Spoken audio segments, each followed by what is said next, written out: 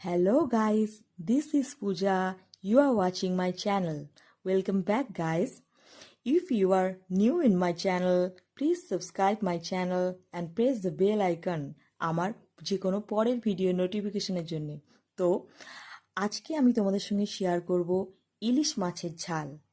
দেখতেই পাচ্ছ, সবার প্রথমে আমি একটা 500 গ্রাম আর 500 থেকে 550 গ্রামের মধ্যে একটা ইলিশ মাছ নিয়ে নিয়েছি।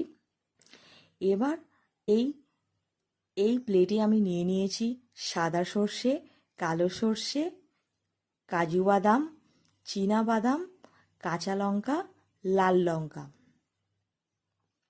এবার আমি এইগুলোকে মিক্সি করে নেব।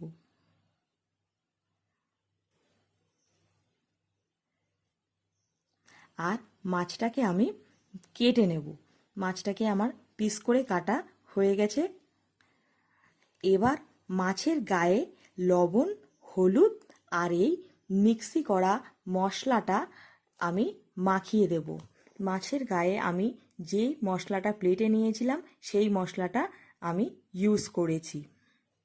এই মশলাটা মাখানো আমার হয়ে গেছে। এবার আমি একটা কড়াইতে তেল দিয়ে দেব। তেলটা গরম হলেই মাছের মাথাটা আমি ভালো করে ভেজে নেব।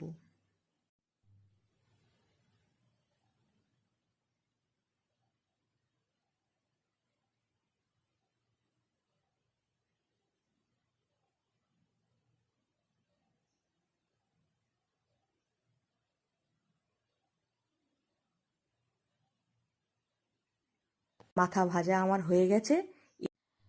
মাথাটা ভালো করে ভাজা আমার হয়ে গেছে। এবার এই মশলা মাখানো মাছগুলো আমি কড়াইয়ের মধ্যে দিয়ে দেব।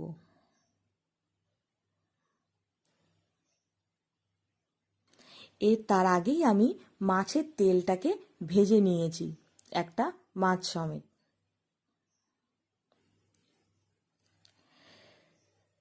এবার আমি মাছের মধ্যে জল দিয়ে দেব। এবার আমি মাছটাকে একটু নাড়িয়ে দেব। মাছটাকে নাড়িয়ে দেওয়া আমার হয়ে গেছে। এবার আমি মাছটাকে চাপা দিয়ে দেব। এবার আমি কড়াইয়ের ঢাকনা লাগিয়ে চাপা দিয়ে দেব। আপনারা দেখতেই পাচ্ছেন, এইবার ইলিশ মাছ আমাদের অনেকটাই রেডি হয়ে গেছে। আমরা আরও কিছুক্ষণ ওয়েট করব। মাছ আমাদের অলমোস্ট রেডি।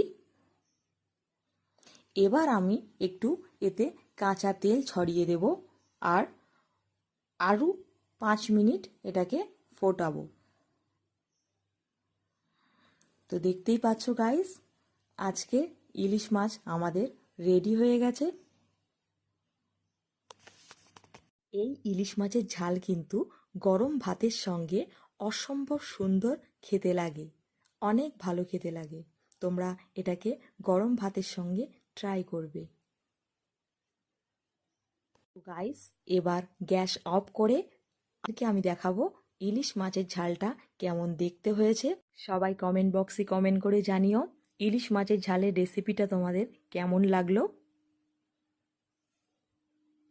তো guys, if you like this video, so please press the bell icon and like, comment and subscribe my channel. সবাই ভালো থেকো, সুস্থ থেকো। টাটা।